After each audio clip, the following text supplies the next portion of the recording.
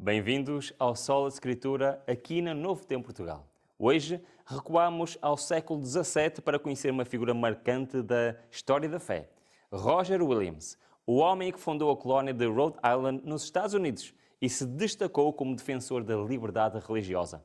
Neste episódio, vamos explorar como ele abriu o caminho para a separação entre a Igreja e o Estado e porque é que a liberdade religiosa continua a ser um princípio fundamental da verdadeira fé. Fique connosco, vamos conhecer a sua história e, no fim, abrir a Bíblia para confirmar cada princípio. Está no Sola Escritura.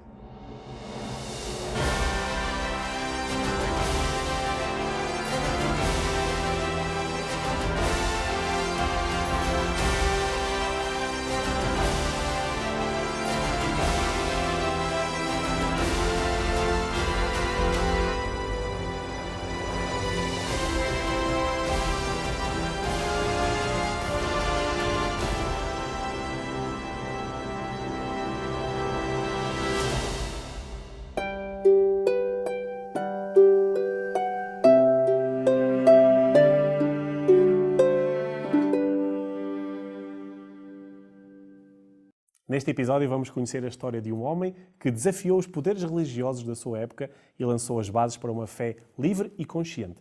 Ele defendia que ninguém devia ser forçado a acreditar contra a sua vontade e viveu essas convicções até às últimas consequências.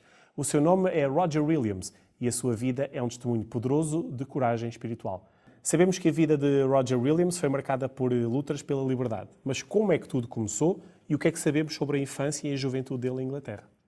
Bom, então a infância de Roger Williams está envolta em algum mistério, não sabemos assim muito. Sabemos que ele nasceu em Londres por volta de 1603, num lar cristão e com boas condições económicas. O seu pai era comerciante de tecidos e a mãe, Alice, ficou viúva ainda jovem, mas garantiu mesmo assim a educação aos filhos. O que mudou o rumo da sua vida foi o encontro com uma figura importante, Sir Edward Coke, um jurista respeitado, defensor das liberdades civis. Impressionado com a inteligência de Roger, acolheu e ajudou a entrar numa escola prestigiada, o Charterhouse.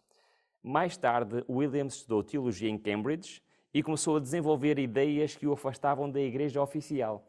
Ele via já nessa altura que a fé imposta não era verdadeira fé. Numa carta escrita muitos anos depois, ele recordou o impacto que Coke teve na sua vida e disse literalmente: para além da minha inclinação natural para o estudo e a atividade, o exemplo, o ensino e o encorajamento de Sir Edward Coke impulsionaram-me a seguir um caminho maior do que um trabalhador normal e paciente. Foi nessa juventude marcada pelo estudo, pelo questionamento e pela influência de grandes pensadores que nasceu o espírito de liberdade que o acompanharia toda a vida. Então ele cresceu num ambiente de estudo e consciência, mas o que é que o levou a sair de Inglaterra e atravessar o Atlântico para a América e como foi essa decisão de partir para lá? A decisão de Roger Williams de deixar a Inglaterra foi o resultado de um amadurecimento espiritual e teológico que o levou a romper com as estruturas religiosas do seu tempo. Ele começou por integrar-se nos circuitos puritanos que queriam reformar a Igreja de Inglaterra por dentro, mas depressa ele percebeu que a reforma parcial não era suficiente. Passou a identificar-se com os separatistas, que defendiam uma ruptura completa entre a Igreja e o Estado. E este posicionamento, que na altura era radical, tornou-o um alvo para as autoridades eclesiásticas que viam nas suas ideias como ameaças. E o nome dele chegou aos ouvidos do arcebispo William Laud, conhecido por perseguir dissidentes com mão bastante pesada. Então William sentiu-se em risco real. A repressão era tal que até alguns dos seus amigos foram presos por defender ideias semelhantes às dele. Por isso, em finais de 1630, já casado com Mary Barnard, Roger decide partir. Embarcaram no navio Lyon e chegaram à colónia de Massachusetts em fevereiro de 1631, com o sonho de viver num local onde a fé pudesse ser vivida com liberdade. Anos mais tarde, ao recordar este momento, ele escreveu com emoção: foi tão amargo como a morte quando fugi da Inglaterra. Deixei para trás a minha casa, a minha terra, a minha esposa e os meus filhos, em pleno inverno, por causa da minha consciência. Ou seja, Roger Williams não partiu à procura de prosperidade ou de uma aventura, mas porque estava convencido de que nenhuma autoridade humana podia obrigar alguém a crer contra a sua consciência. Esta fidelidade ao princípio da liberdade espiritual marcou toda a sua vida e seria posta à prova logo após a sua chegada à América. Vimos então que ele chegou à América firme nas suas grandes convicções, mas o que é que ele encontrou ali quando chegou? Como é que foi recebido nas primeiras igrejas e por que é que ele começou logo a gerar polémica? À chegada, Roger Williams parecia ter tudo para ser bem recebido. Era culto, era respeitado e era profundamente religioso. Logo foi convidado a integrar a igreja de Boston como pastor assistente, mas ele recusou. Porquê? Porque para ele aquela igreja ainda estava muito ligada à igreja de Inglaterra, da qual ele se tinha separado por convicção. Pouco depois, aceitou um convite para pregar em Salem, onde encontrou o ambiente mais simpático às suas ideias, e mais tarde também em Plymouth, junto de antigos separatistas. Mas a sua forma de pregar e os temas que ele abordava geravam cada vez mais resistência, como refere uma das suas biografias. Ele afirmava que o governo civil não tinha autoridade em assuntos espirituais. Isto era uma ideia tão revolucionária, tão extraordinária para o contexto puritano, onde a Igreja e o Estado caminhavam juntos. Ele foi ainda mais longe. Afirmou que os colonos não tinham direito legítimo às terras indígenas sem uma compra justa, que era um ataque direto aos alicerces da economia da colónia. O impacto destas ideias foi imediato, as autoridades começaram a vigiá-lo, os colegas pastores começaram-se a afastar e ele, porém, manteve-se firme. Estas posições trouxeram-lhe o primeiro processo de expulsão, logo em 1635. Para as autoridades de Massachusetts, Roger Williams era um perigo público, alguém que punha em causa a unidade religiosa da colónia e o domínio colonial sobre a terra. Mas ele não recuou. Para ele, a verdadeira fé não podia nascer da coerção nem da tradição, mas da liberdade da alma perante Deus. E foi essa a fidelidade à palavra que o conduziu para o isolamento e depois para uma obra mais marcante. Essa firmeza que tu descrevias ainda agora teve um preço. O que é que aconteceu depois e como é que foi o exílio de Roger Williams? É verdade, a firmeza de Roger Williams em não ceder às pressões das autoridades civis e religiosas levou à sua expulsão. Em outubro de 1635, o Tribunal Geral de Massachusetts condenou-o ao exílio por promover ideias novas e perigosas. A ordem era clara. Devia de abandonar a colónia num prazo de 6 semanas. Mas, como ainda havia neve no solo, deixaram-no ficar mais algum tempo. Mas quando as autoridades descobriram que ele continuava a reunir-se com os simpatizantes, decidiram prendê-lo e enviá-lo de volta para a Inglaterra. Só que, quando eles repararam, ele já tinha partido em segredo, no meio do inverno, com a neve a cobrir os caminhos e sem saber para onde ir. Mais tarde, ele escreveria: "Quando fui cruel e cristamente banido, vagueei durante 14 semanas no inverno, sem saber o que era pão ou cama. Durante todo esse tempo, ele vagueou na floresta, suportando o frio, a fome, a solidão. Ele foi acolhido pelos índios Narragansett, com quem já tinha criado laços de respeito. E isto foi um momento decisivo.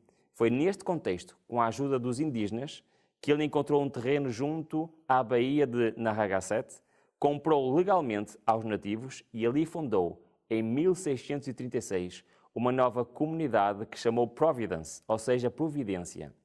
Providence foi criada com um princípio inédito no mundo ocidental. Nenhuma pessoa seria perseguida por causa da sua consciência religiosa. No acordo de fundação, escreveu: "Só Deus é o juiz das consciências." Ali, judeus, católicos, protestantes, até pessoas sem fé, podiam viver lado a lado sem serem forçados a crer ou a adorar. E este pequeno refúgio, nascido do sofrimento, tornar-se-ia o primeiro território do mundo moderno, com plena liberdade religiosa, quase 2 séculos antes da primeira emenda da Constituição americana. Providence realmente foi um começo marcante, mas ele continuou a lutar por esses princípios. E então, o que é que o levou a voltar à Inglaterra? Roger Williams sabia que a sua colónia era frágil, não tinha reconhecimento oficial e corria o risco de ser absorvida pelas colónias vizinhas. Por isso, em 1643, partiu de volta para a Inglaterra com um objetivo claro: obter uma carta régia que garantisse a autonomia legal a Rhode Island.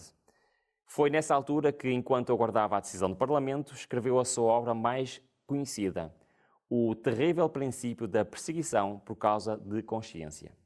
O livro é um ataque direto às ideias de que o Estado pode impor religião, escrito em forma de diálogo entre duas personagens, a verdade e a paz. Williams defende que a coerção religiosa é contrária ao Evangelho e que cada ser humano responde a Deus com plena liberdade. O impacto foi imediato. A obra foi banida e ordenada a ser queimada pelo Parlamento, mas o seu conteúdo espalhou-se rapidamente entre os defensores da liberdade. Numa das passagens mais citadas, ele escreveu: forçar homens a crer contra a sua consciência é um crime contra a alma. Williams argumentava que a religião imposta gera hipocrisia e que só a fé voluntária é fé verdadeira. Esta ideia que hoje tornamos como tão óbvia, na altura era revolucionária. Além disso, durante essa viagem conseguiu o que queria. Em 1644 recebeu a Carta de Incorporação de Providence Plantations, legalizando oficialmente a nova colónia e garantindo que ela poderia viver segundo os princípios da liberdade de consciência. Foi uma vitória histórica. Pela primeira vez, uma autoridade civil reconhecia que os assuntos de fé deviam ser deixados à consciência de cada um e não à espada do Estado. Então ele conseguiu aquilo porque tanto lutou, uma colónia verdadeiramente livre. Mas o que é que aconteceu nos anos seguintes e como foram os últimos anos da vida de Roger Williams? Depois de regressar da sua missão lá na Inglaterra, Roger Williams continuou a servir como líder em Providence, foi eleito presidente da colónia de Rhode Island em 1654, numa altura em que havia divisões internas entre os colonos, muitos deles com crenças diferentes ou até sem qualquer religião. O que tornou Williams único foi a sua capacidade de governar sem impor. Ele acreditava que a unidade civil não dependia da uniformidade religiosa. E apesar dos conflitos, ele manteve-se fiel ao princípio. Cada pessoa devia ser livre de crer segundo a sua consciência. Mas estes últimos anos não foram muito fáceis. Muitos dos que inicialmente o apoiaram afastaram-se, surgiram novas tensões, especialmente com grupos como os Quakers, que também defendiam liberdade, mas tinham práticas bastante provocatórias. Williams escreveu contra alguns exageros, mas defendeu o direito deles estarem na colónia. Com o tempo, foi sendo posto de lado, mas já não era o centro das decisões e foi mesmo ignorado em algumas assembleias. Ainda assim manteve-se ativo, escrevendo, ensinando e defendendo sempre o respeito mútuo. Uma das suas biografias descreve bem este contraste. Na sua morte, não teve monumento, nem pedra que marcasse o túmulo, mas deixou um legado espiritual duradouro. Roger Williams morreu em 1683 com cerca de 80 anos. Foi enterrado num lugar simples em Providence. Décadas mais tarde, ao fazerem obras na zona, já ninguém sabia onde é que estava o seu corpo. Mas a sua memória sobreviveu, não como fundador de uma igreja ou de um império, mas como fundador de um princípio, o da liberdade de consciência para todos. Dizias há pouco que Roger Williams deixou um legado espiritual duradouro. Hoje, tantos séculos depois, por que razão é que ainda falamos de Roger Williams e qual foi, no fundo, este seu legado? E ele não fundou uma igreja para dominar os outros, não procurou o poder político, fundou uma colónia onde a fé podia ser vivida com liberdade, sem impor e sem perseguição. Isso fez dele um pioneiro. No mundo onde a religião era usada para controlar, ele escolheu libertar. A sua visão influenciou profundamente a história. Muitos dos princípios que defendeu, como a separação entre a igreja e o Estado e a liberdade de consciência, viriam a inspirar a Constituição dos Estados Unidos e, mais tarde, até a Declaração dos Direitos Humanos em todo o mundo. Mas o seu legado não é apenas político, é também espiritual. Ele ensinou que a verdadeira fé nasce no coração e não pode ser forçada nem imposta por decreto. Isto está em perfeita sintonia com o ensino de Jesus que dizia: se alguém quiser vir após mim. Ou seja, Jesus ensinou que devem o seguir com liberdade. O diplomata e autor Oscar Strauss disse sobre ele: ele não foi o primeiro a descobrir os princípios da liberdade religiosa, mas foi o primeiro a aplicá-lo por inteiro ao fundar uma comunidade. E é por isso que não hoje estamos a falar, Tiago, de Roger Williams, porque ele foi um reformador sem espada, um homem da palavra e da consciência, que acreditava que Deus deseja adoradores livres e não obedientes por medo. Se gostou da história de Roger Williams e quer aprofundar este tema à luz da Bíblia, nós temos um presente para si. Estamos a oferecer a revista O Grande Conflito, um curso bíblico gratuito com 24 temas inspiradores. E o episódio de hoje corresponde precisamente ao estudo 14, que fala sobre a liberdade religiosa, o princípio essencial para viver uma fé autêntica. Neste estudo vai descobrir o que Deus respeita as escolhas de cada pessoa, que a fé verdadeira nunca pode ser forçada e que Cristo convida, mas nunca impõe. Para receber a sua revista, basta enviar uma mensagem por SMS ou WhatsApp para o 933939291. A oferta é gratuita e sem compromisso. Não perca esta oportunidade de estudar a Bíblia e compreender por que razão a liberdade de consciência é tão valorizada nas Escrituras. TV Novo Tempo, o canal da Bíblia, o canal da Esperança.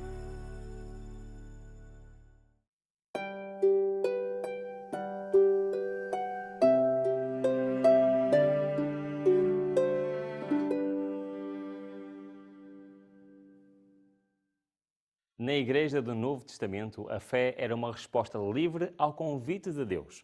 Jesus nunca obrigou ninguém a segui-lo.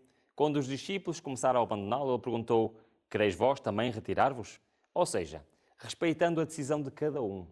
E em Apocalipse 22:17 diz: "O Espírito e a esposa dizem: Vem", mas acrescentam: "E quem quiser tome de graça da água da vida." A adoração, ensinava Jesus, deve ser feita em espírito e em verdade. E só é verdadeira quando nasce de um coração que escolhe amar. Desde o princípio, Deus apresentou a verdade com clareza, mas sempre deixou o ser humano livre para escolher. Mas com o tempo essa liberdade foi sendo perdida. A partir do século IV, com a conversão do imperador Constantino, o cristianismo passou a ter apoio estatal. Aquilo que era fé tornou-se política. Começou uma união entre a Igreja Cristã e o Estado. A religião deixou de ser uma escolha e passou a ser uma obrigação civil. O descanso ao domingo foi imposto por decreto. O batismo foi ligado ao registro civil. E os líderes da Igreja passaram a controlar também a justiça e a vida pública. Começava assim um período sombrio de coerção religiosa. Por exemplo, as cruzadas que começaram no final do século XI foram um exemplo do uso da força para fins religiosos. Milhares de soldados marchavam sob a bandeira da cruz para conquistar Jerusalém, não para pregar, mas para fazer guerra. Cidades inteiras foram massacradas. Homens, mulheres e crianças foram mortos sem distinção. E tudo era apresentado como uma obra sagrada.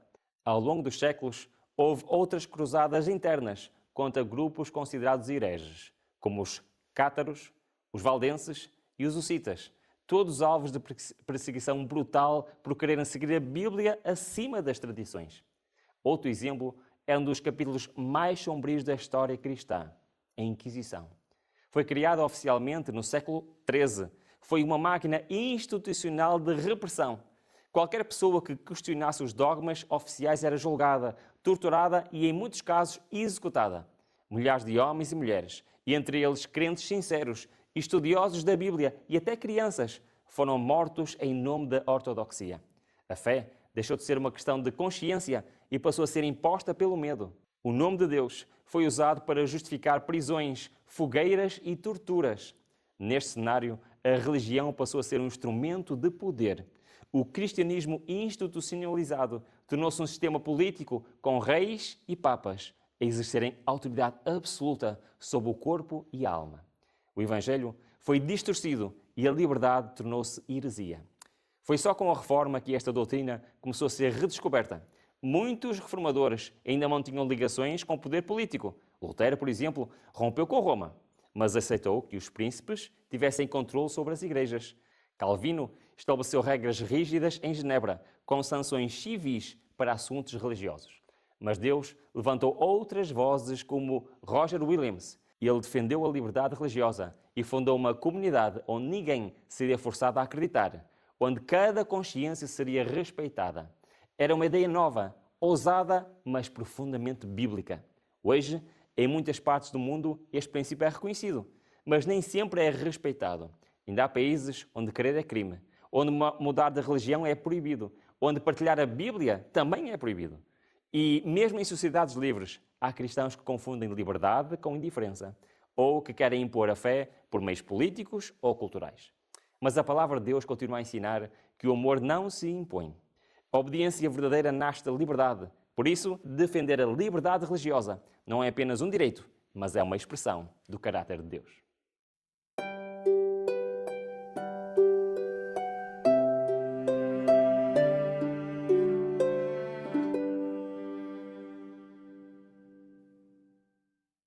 Vamos agora abrir a Bíblia e aprofundar o tema da liberdade religiosa. Vamos abrir a revista O Grande Conflito, no estudo número 14. A primeira pergunta é, Ruben, Deus obriga alguém a segui-lo? A Bíblia é muito clara em relação a este assunto. Vamos ler logo em Deuteronômio, capítulo 30, do versículo 19 e 20, que diz: Os céus e a terra tomam hoje por testemunhas contra vós, que vos propus a vida e a morte, a bênção e a maldição. Escolhe, pois, a vida, para que vivas tu e a tua semente, amando o Senhor teu Deus, dando ouvidos à sua voz e te achegando a Ele, pois Ele é a tua vida e a longura dos teus dias. Em Josué diz-nos também: porque se vos parece mal aos vossos olhos servir ao Senhor, escolhei hoje a quem sirvais. Em Apocalipse 22:17 diz-nos: e o Espírito e a esposa dizem: vem, e quem ouve, diga: vem, e quem tem sede, venha, e quem quiser, tome de graça da água da vida. Ou seja, qual é o tema comum ao longo destas três passagens bíblicas? É Deus a apelar a uma escolha consciente. Repara, a Bíblia é muito clara, Deus não obriga ninguém, Deus não força ninguém, Ele faz um convite com amor, e nós temos a liberdade, e essa liberdade é uma liberdade de escolha, e é um princípio da criação e da salvação. Ruben, o que ensinou Jesus sobre a adoração verdadeira? A palavra de Deus diz-nos logo em João capítulo 4, mas a hora vem, e agora é, em que os verdadeiros adoradores adorarão o Pai em espírito e em verdade, porque o Pai procura a tais que assim adorem. Deus é espírito e importa que os que o adorem em espírito e em verdade. Em Mateus 22:37 diz-nos: e Jesus disse-lhes: amarás o Senhor teu Deus de todo o teu coração e toda a tua alma e de todo o teu entendimento. E em Salmos 95:6, ó vinde, adoremos e prostremo-nos, ajoelhemo-nos diante do Senhor que nos criou. A palavra de Deus está-nos a dizer que Jesus ensinou claramente que a adoração é algo voluntário, é algo íntimo e sincero que parte do nosso coração. O próprio Deus nos mostra em várias passagens que Ele não aceita a adoração forçada. Não aceita algo que não seja sincero do coração, algo que não seja voluntário, porque o amor é verdadeiro. O amor é o verdadeiro motivo da adoração e o amor implica a liberdade. Temos agora uma pergunta que eu acho que é muito importante no que diz respeito ao estudo desta doutrina, aliás, que é como tratou Jesus aqueles que o rejeitaram? Isso é um ponto muito interessante. Vamos ler. Mateus 23:37 diz: Jerusalém, Jerusalém, que matas os profetas e apedrejas os que te são enviados. Quantas vezes quis eu ajuntar os teus filhos, como a galinha ajunta os seus pintos debaixo das asas, e tu não quiseste. João 6 diz-nos: desde então muitos dos seus discípulos tornaram para trás e já não mais andavam com ele. Então disse Jesus aos 12: quereis vós também retirar-vos? Em Marcos 10 diz-nos: e Jesus, olhando para ele, o amou e disse-lhe: falta-te uma coisa. Mas ele, pesaroso desta palavra, retirou-se triste. É verdade, a Bíblia nos mostra nestes vários exemplos que Jesus lamenta, fica triste, mas respeita plenamente a decisão de quem o rejeita. Ele nunca forçou ninguém a segui-lo, porque o amor de Cristo não é coercivo, não é pela obrigação. E ele fica, claro, triste se nós o rejeitamos, mas ele respeita a nossa decisão. Qual deve ser então a relação entre a religião e a coerção que falavas ainda há pouco? Claramente, o apóstolo Paulo nos diz, em Romanos 14, de maneira que cada um de nós dará conta de si mesmo a Deus. Em Mateus 7:21, a palavra do Senhor diz-nos: nem todo o que me diz Senhor, Senhor entrará no reino dos céus, mas aquele que faz a vontade do meu Pai. Também Paulo escreveu a 2 de Coríntios: cada um contribua, segundo propôs no seu coração, não com tristeza ou por necessidade, porque Deus ama ao que dá com alegria. Ou seja, a religião, a adoração, o nosso relacionamento com Deus é um ato tanto pessoal como voluntário. Cada um é responsável pelas suas próprias decisões e um dia cada um será julgado pelas suas próprias decisões. Deus rejeita a obediência forçada. Ele procura uma entrega sincera e uma entrega baseado na liberdade de escolha. E o que é que diz a Bíblia acerca da liberdade de escolha espiritual? Então nós vemos, pelas palavras de João, no capítulo 12, no versículo 47, se alguém ouvir as minhas palavras e não crer, eu não o julgo, porque eu vim não para julgar o mundo, mas para salvar o mundo. Temos também Apocalipse 3, no versículo 20, Eis que estou à porta e bato. Se alguém ouvir a minha voz e abrir a porta, entrarei em sua casa e com ele cearei e ele comigo. E ainda Isaías 55, versículo 1. Ai todos vós, os que tendes sede, vinde às águas. E os que não tendes dinheiro, vinde, comprai e comei. Estas passagens da Bíblia nos mostram claramente que a salvação é oferecida e não é imposta. O versículo do Apocalipse diz-nos e nos mostra esta imagem de Jesus a bater à porta. Reparem, ele não arromba a porta. Ele espera pacientemente que nós abramos a porta para ele poder entrar. Deus respeita a nossa decisão espiritual. Respeita a decisão espiritual de cada pessoa. Hoje fomos desafiados a olhar para a fé com outros olhos. Aprendemos que Deus não nos quer controlar, mas sim conquistar. Que a obediência só tem valor quando nasce a liberdade. Roger Williams arriscou tudo por esta verdade e deixou-nos um legado que continua a desafiar o mundo inteiro. Que cada ser humano tem o direito de adorar a Deus ou não adorar, sem coerção, sem medo, sem imposição. Ruben, que ideia final nós tiramos deste estudo? A palavra de Deus é clara. Quem quiser tome de graça da água da vida. Não há fé verdadeira sem liberdade. Não há salvação forçada. Cristo bate à porta e espera que sejamos nós a abrir. Talvez já tenhas ouvido a sua voz antes, talvez até o tenhas seguido com reservas, por tradição ou por pressão, mas agora é diferente. Agora sabes que Ele quer ter um relacionamento contigo baseado na confiança e baseado no amor. Hoje, convido-te a responder com liberdade. Não adies, não ignores, não adores a Deus só com os lábios, adora com o coração. Decide viver a tua fé com convicção. Decide hoje colocar a tua consciência nas mãos de Deus. Se sentiste que esta mensagem foi para ti, então dá o próximo passo. Solicita já a revista O Grande Conflito, um curso bíblico que te vai ajudar a aprofundar os princípios que exploramos hoje. O episódio de hoje corresponde ao estudo 14 sobre a liberdade religiosa. Para pedir, basta enviar uma mensagem por SMS ou WhatsApp para o 933 93 9291. Na próxima semana vamos conhecer outro reformador, outra doutrina redescoberta nas páginas das Escrituras e outra oportunidade para te aproximares da verdade. Até lá, lembremos-nos que há um só fundamento seguro para a fé: Sola Escritura.